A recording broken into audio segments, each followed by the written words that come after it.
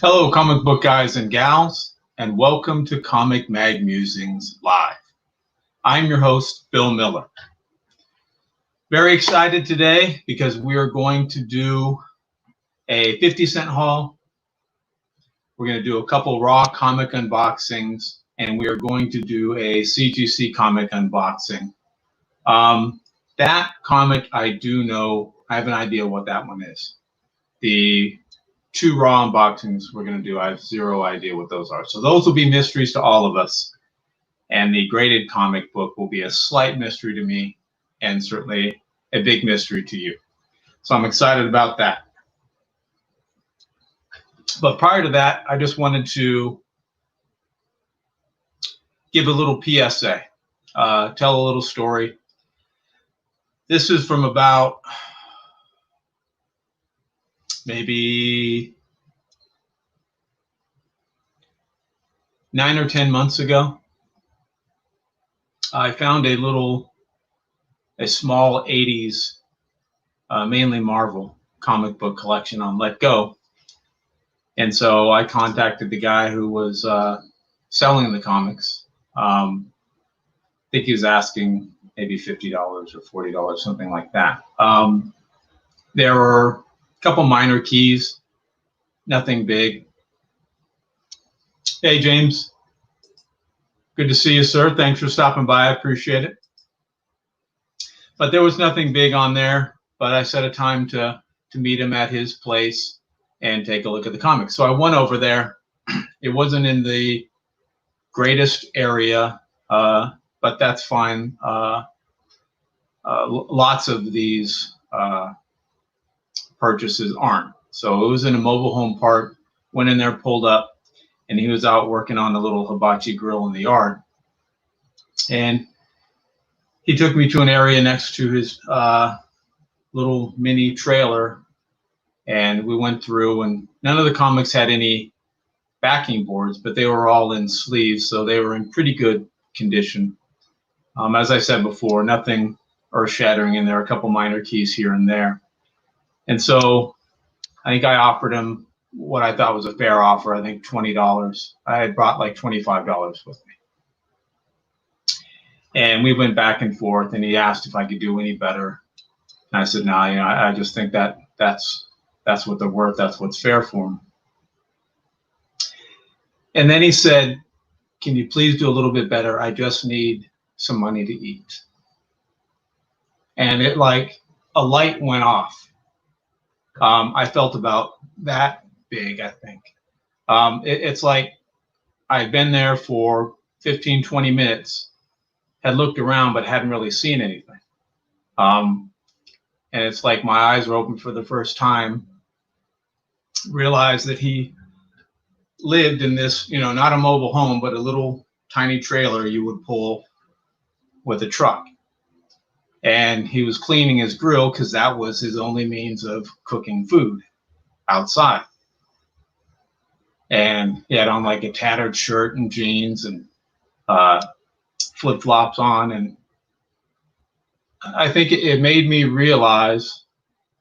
So at any rate, I gave him what I had, and I got the books. But it was on my mind, right? And so I talked to Mrs. Musings about it, and we had some items that were in good condition, as the gray man would say, in good nick, that we were going to donate.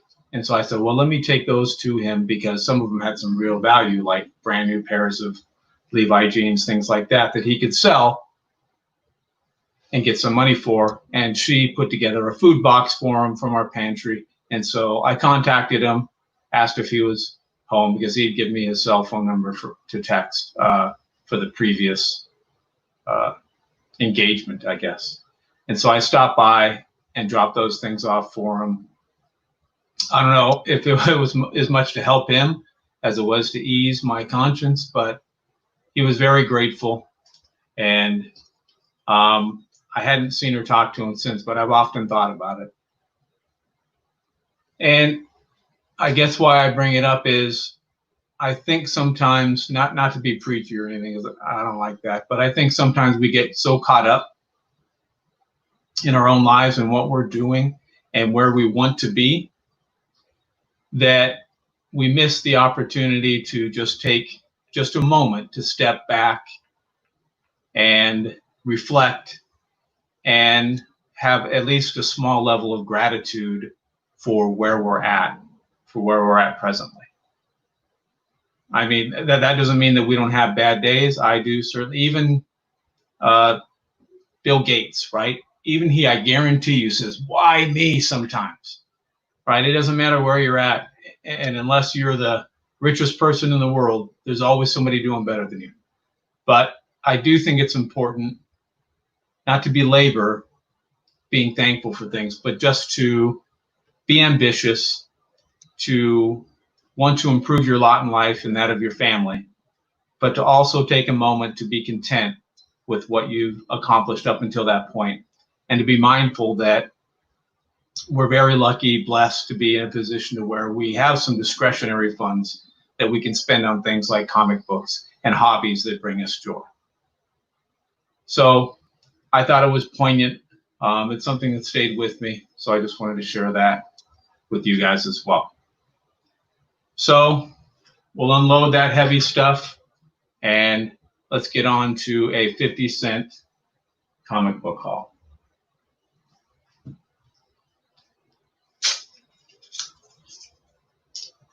All right, so these I got 6-7 months ago. I think this is the last of those books that I got at a local comic book shop. So we have Hail Hydra #1. This is the A cover from 2015 by Andrew Robinson, and this is written by Rick Remender, who is one of my favorite authors because he wrote Fear Agent, which is one of my favorite titles, indie or otherwise. And all of these are in good condition. I don't know, 9.0 to 9.6, I guess. Yes, I think so. I think sometimes, like I said before, I think it's good to be ambitious, not opportunistic, right? I think there's a difference, but ambitious. I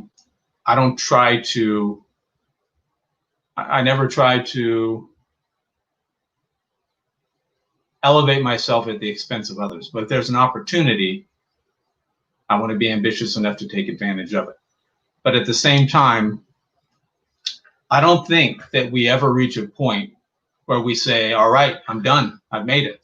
I've done everything I can do to improve my standard of living, or to become successful in whatever field I've chosen, or to collect everything I want to collect in whatever hobby I've chosen that may be collector-based. So I think it's good to strive, but I also think it's important to be thankful for the position that we're in collectively, and we're all in different, right, socioeconomic situations in our comic book community. But I think that we all have one prevalent commonality, and that is that at least from time to time, we probably have disposable income to spend on our hobby. And there are people out there who don't have income to spend on rent, on food, things like that. So it's important to remind ourselves of that and to be grateful for what we have, and maybe look for different ways to help others. All right, we have Cold Eternal issue #3, the A cover from 2017 by Luca Pisati.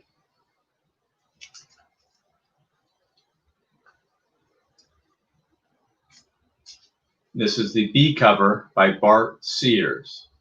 And Bart Sears is the artist that is on an upcoming original art video that I'll be releasing, that did 2 Warlord pieces, I think from 2006, that I was fortunate enough to get. Future's End Batman Detective Comics #1. This is the A cover, so it is the Lenticular cover, you see the Riddler appears and then disappears by Jason Fabok from 2014.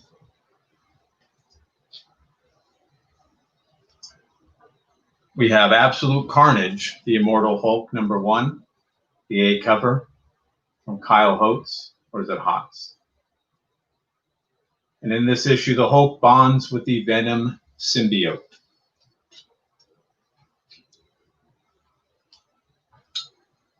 Ghost Rider 38 from 1993, covered by Mike Manley. It's a great name, isn't it? People call you Mr. Manley. Planet Hulk #5 from 2015, covered by Mike Del Mundo.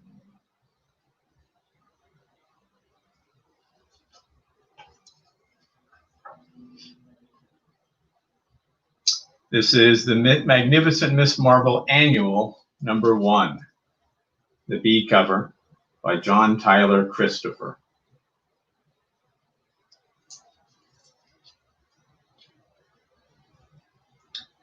And we've got some more of the Magnificent Miss Marvel #2, A cover by Eduard Petrovich. Or is it Petrovich? Yeah, maybe Petrovich. I'm awful with names. #3, the A cover by the same artist.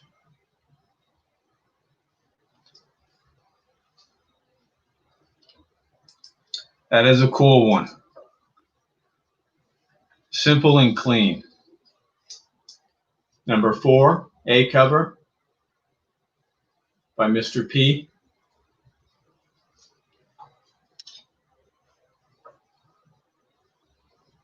We've got #5. This is the B cover, the second printing, by Minkyu Jung. It's the debut of Miss Marvel's new costume, a Kree Storm Ranger suit.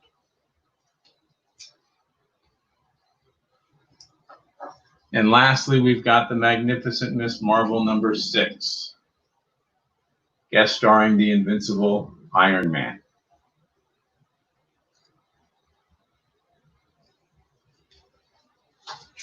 And that concludes our 50-cent haul. So let's get to opening up a couple raw books.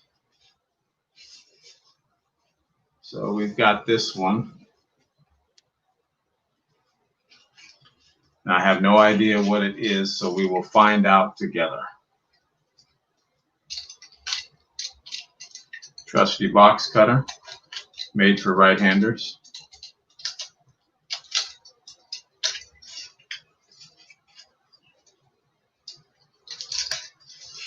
I think in The Simpsons, right? Didn't Ned Flanders have a left-handed store? It was only items made specifically for left-handers. I think there might be a market for that.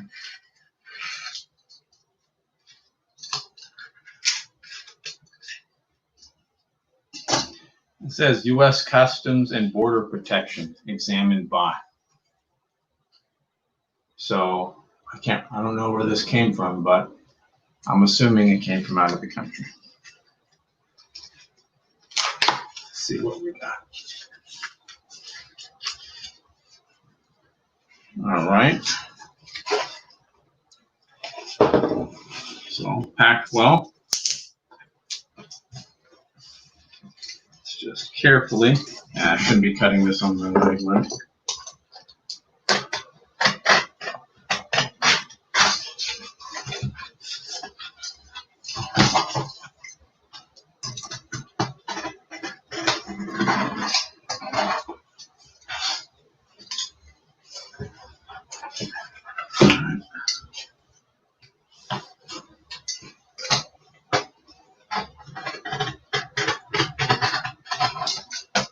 All right, I think we got it. So you get to see it first. Hopefully it's right side up. Ah, excellent. Yeah. So this is John Byrne's X-Men #14. And this contains a tiny cameo of Hellboy. I believe he's on a poster on a brick wall. So I'm definitely excited to have that guy.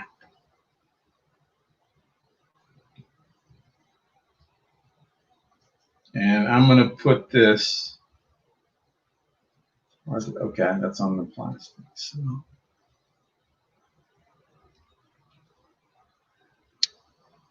Tiny corner ding down there. I'm going to say this is a 9.6 all deck. So only because Metarog demands it, I'll probably send this in to get graded. Definitely excited about that guy. All right, now we've got another book. Let's open this guy up.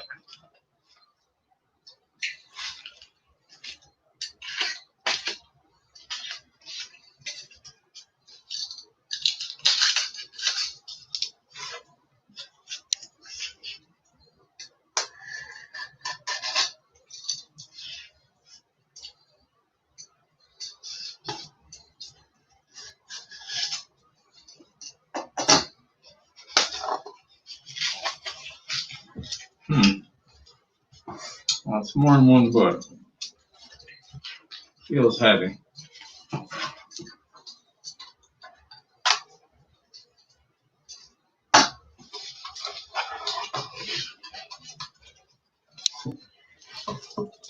All right, so this is the back of one of the covers, but it is a group of books.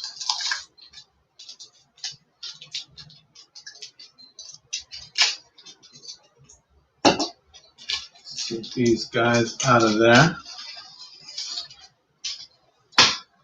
See what we've got. Okay, maybe that's a throw-in. That's cool. I'll take it. Burnouts. Issue number 2.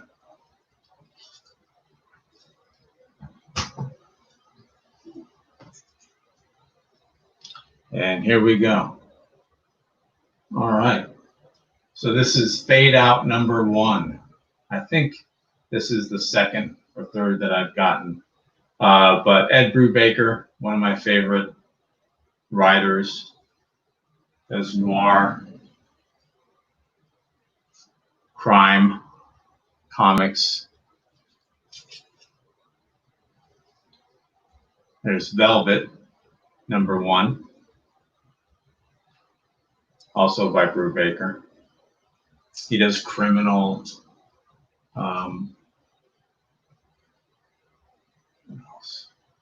criminal, Fade Out.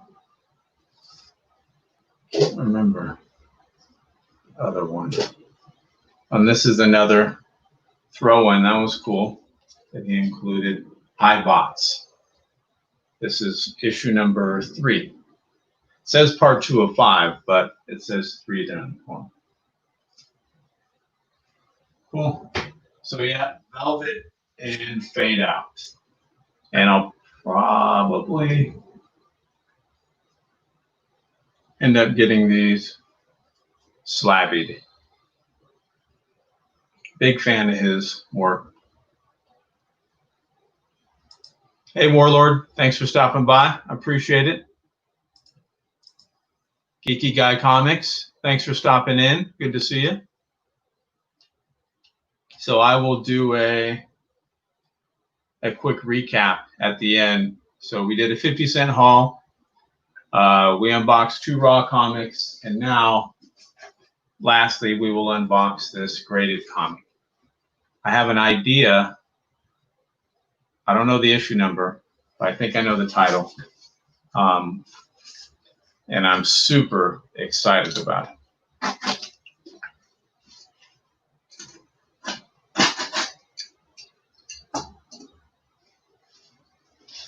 Let's get this bad boy open.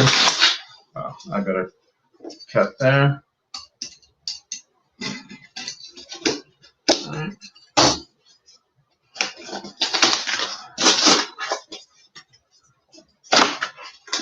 All right. So Lots of bubble wrap, which is good.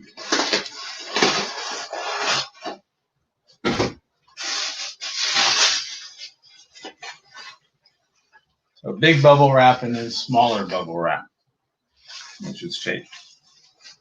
So let's carefully remove the tape. I don't know how careful I'm being, but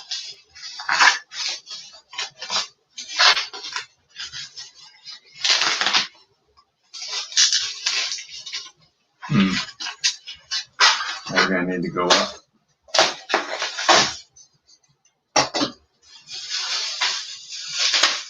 All right.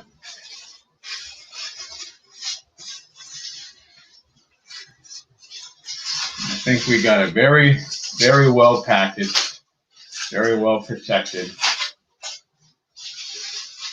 I'll take this rascal out of the plastic.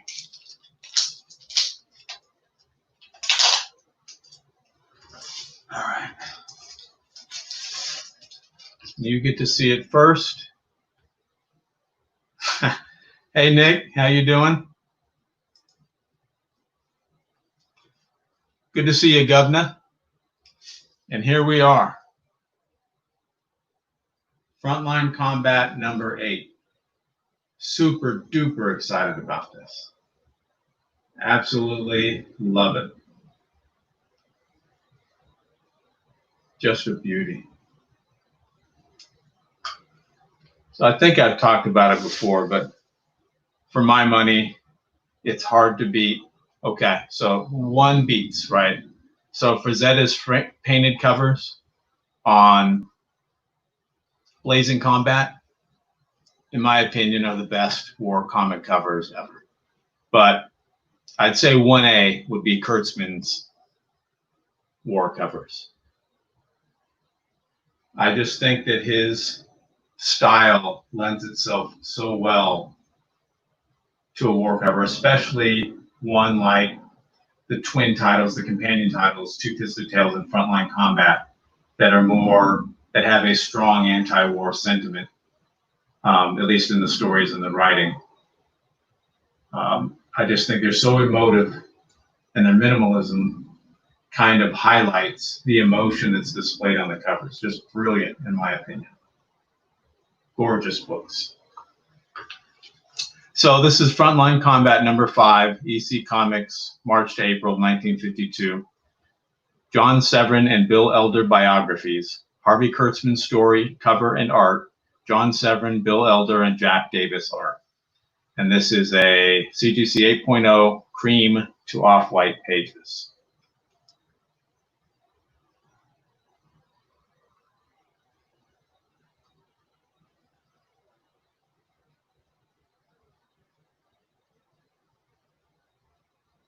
I don't know what's written there.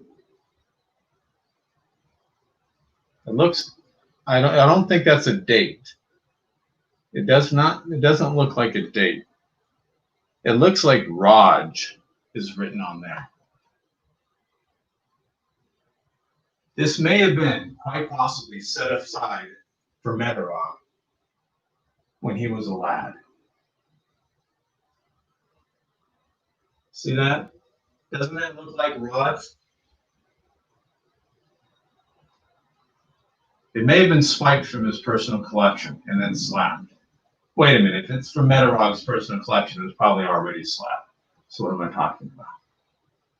But that's pretty cool. And on the back, we've got the JetX Javelin. Now you can fly a real jet plane.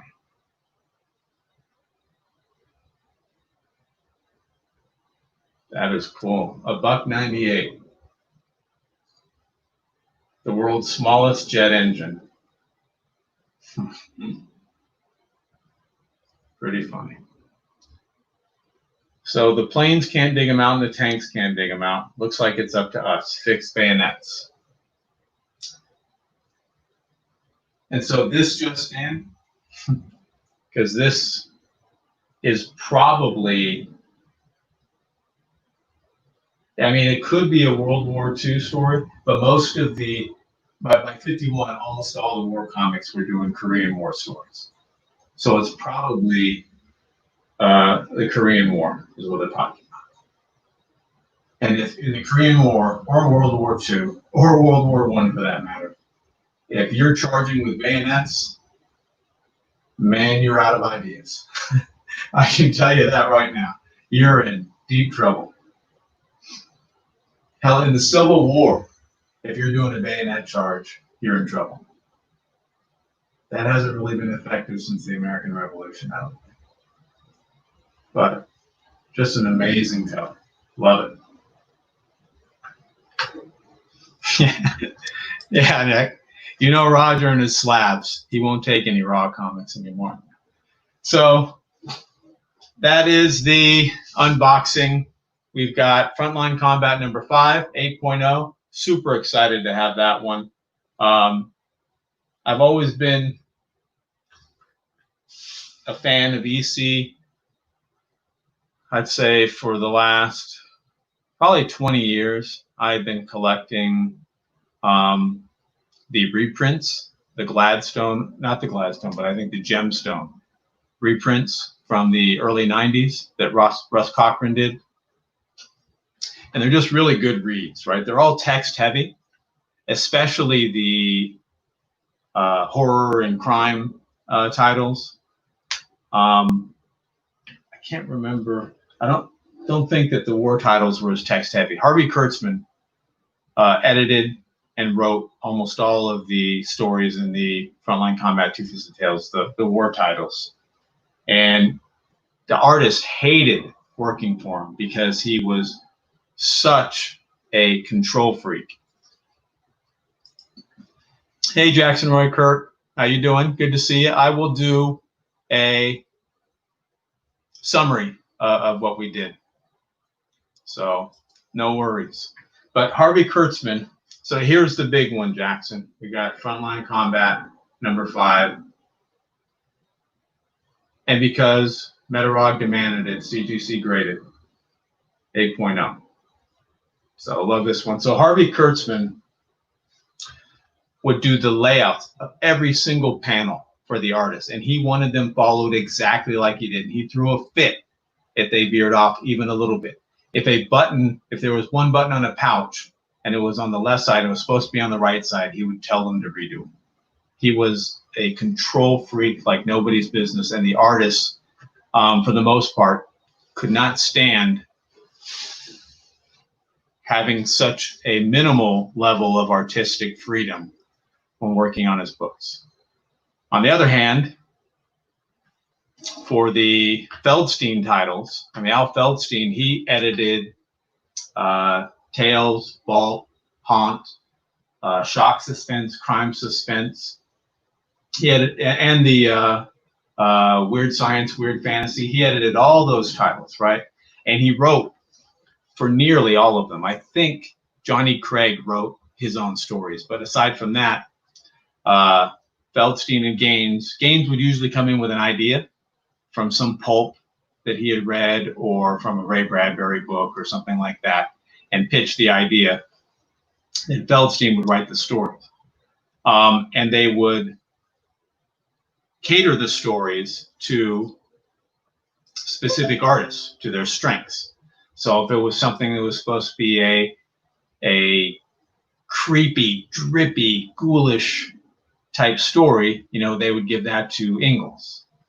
If it was something that was supposed to be sort of light and normal looking, but have a deadly twist to it, they give something like that to Jack Kamen.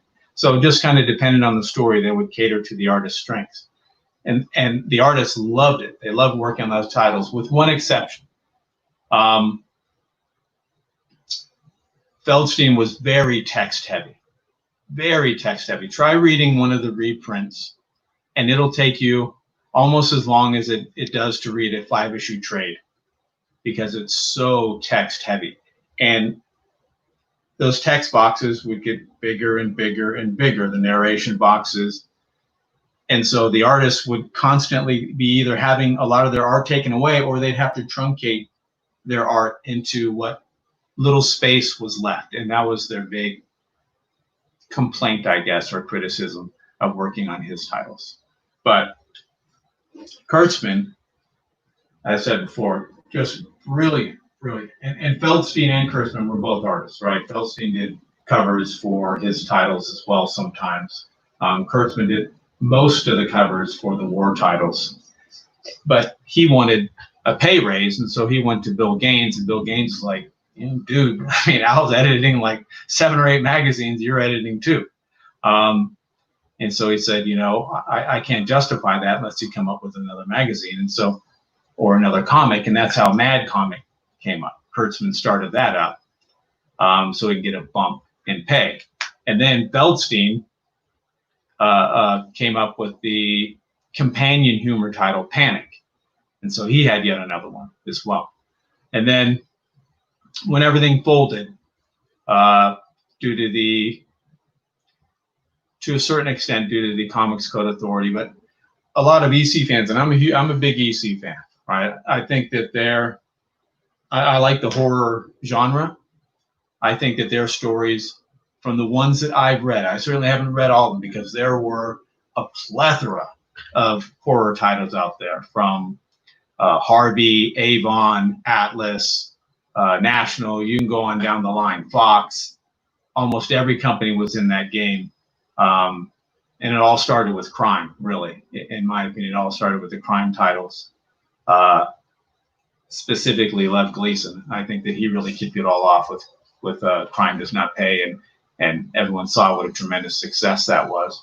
And so they all broke into the crime genre, and then that shifted to horror. But from the ones I've read, the EC titles are consistently a class above. Their science fiction titles are great. I think they're right there with war titles from the ones I've read. Same thing, right? That's definitely a niche with like war and battle and Sergeant Rock, and you get into more mainstream ones. But I think that they're right there with Blazing Combat as far as the best war titles that have been written. So EC was really top quality, and their stable of artists may have been the best that any company's ever had at one particular point in time. I mean, a lot of people forget he didn't do a lot, but they also had Frazetta, right? And one of the most famous covers was that Caveman one, I think, in one of the, I think it's a Weird Fantasy title that they had. But at any rate, their horror comics were incredible, but they weren't, as Bill Gaines, I think, has oftentimes intimated, they weren't the sole target of Wortham and the Comics Code Authority and the Kefauver Senate committee hearings. In interviews since then, he's painted the picture that it was a targeted attack specifically against DC. And I looked at this a lot. The data doesn't really bear that out. It was really a general attack specifically against crime comics, but also against horror comics, even some superhero titles, everything that they felt was corrupting the youth and creating a new brand of juvenile delinquency. And so had that never happened, would there still be, would those titles still have kept going? I don't know, and I don't know how long. I think that the public had reached a saturation point, especially with a lot of the other horror magazines, a saturation point with one-upmanship for how grisly you can make the covers and stories. EC was probably more on the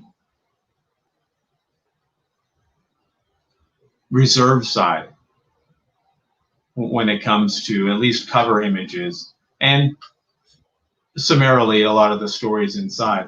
Some of them, especially Harvey, but you look at like Black Cat Magic, what was it, Black Cat Mystery, the exploding face covers, the decapitation cover and the bell, I can't remember which one that is, maybe like a Strange Tales or something like that, that were far more grisly than most of the fare. that you'd see in EC. A lot of cannibalism stories, things like that from some of the others. And there were clearly some copycats, easy copycats out there, but probably not as many as Gaines claims there was.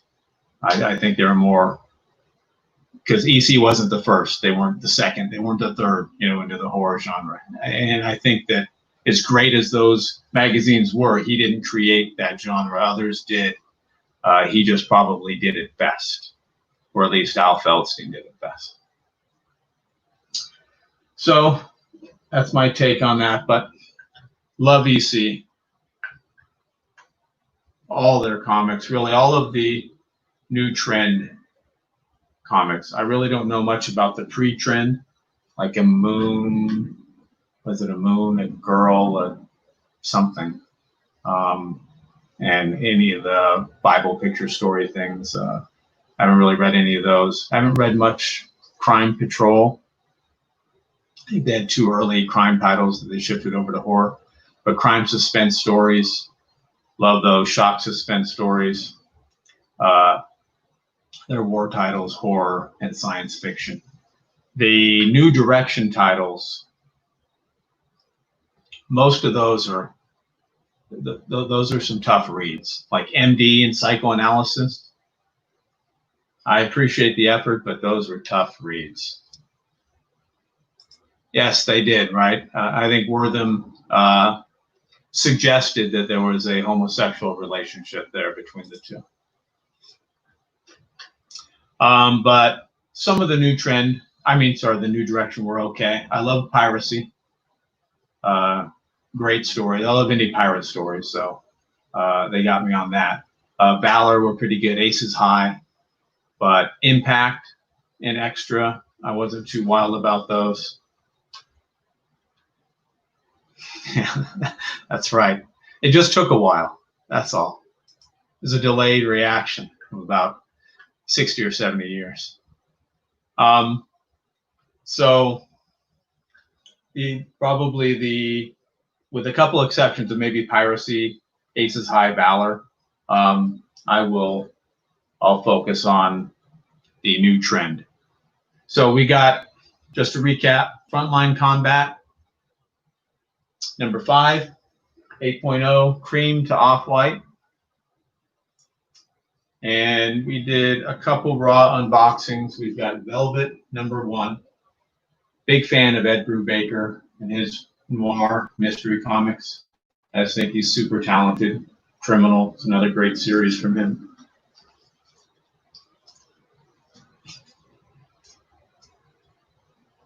We got the Fade Out, number 1. I think it's my second or third copy of this one. Again, Ed Brubaker.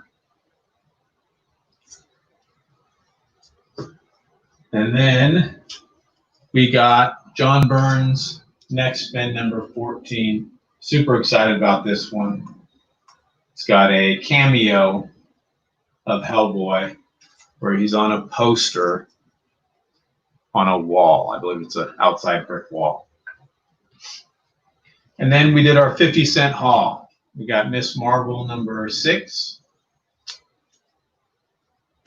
Oh, we got a couple throw-ins too with some of those. iBots. It says it's part 2, but the numbering says 3. And Burnouts, issue number 2. And those were included with one of the raw books that we opened up. We got Miss Marvel, number 5. Magnificent Miss Marvel, I'm sorry.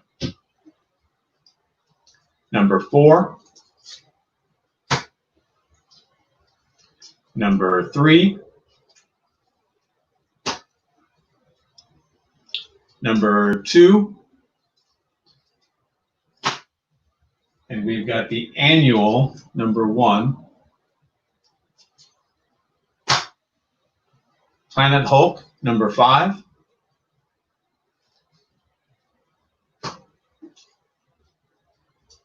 Ghost Rider 38, second series.